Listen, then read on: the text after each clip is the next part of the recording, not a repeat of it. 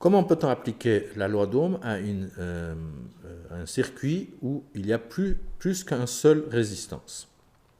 Alors, il y a deux situations, des résistances branchées en série ou en parallèle. Commençons par les résistances branchées en série. Deux résistances branchées en série se trouvent comme ça. On a une première résistance R1, deuxième résistance R2 et un branchement en série. Ça veut dire que les deux résistances sont branchées l'une après l'autre, sans bifurcation, sans circuit secondaire. Qu'est-ce qu'on peut vous poser comme question là-dessus?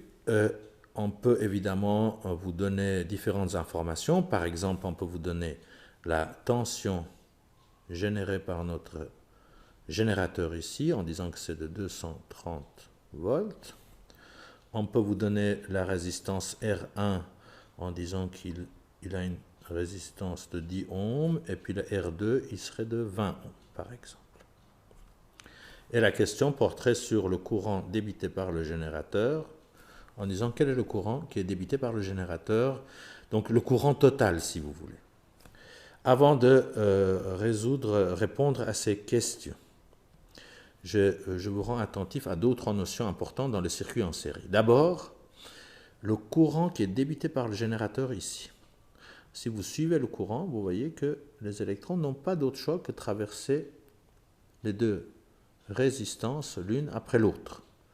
Le courant électrique est la même partout.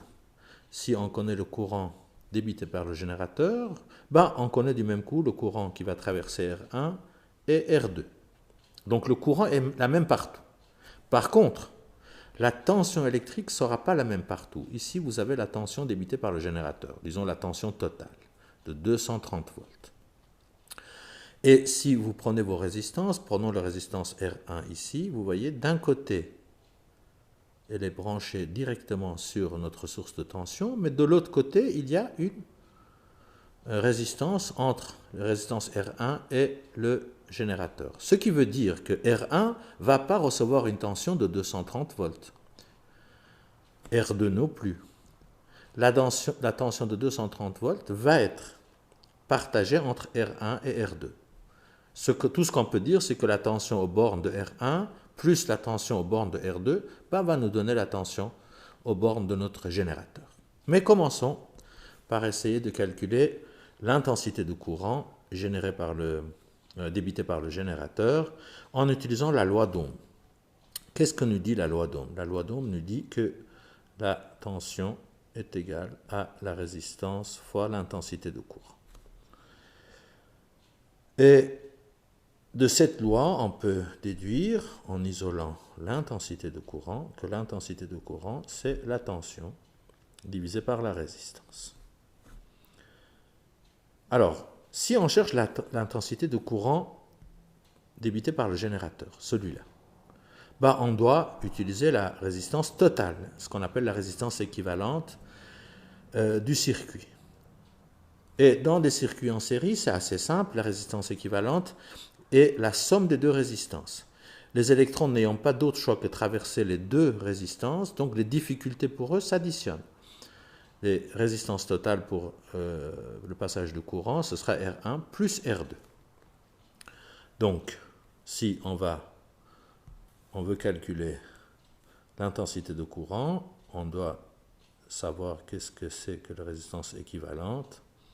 Et la résistance équivalente sera de 30 ohms. Résistance R1 et R2. À partir de ce moment-là, ça va être relativement simple de faire notre calcul.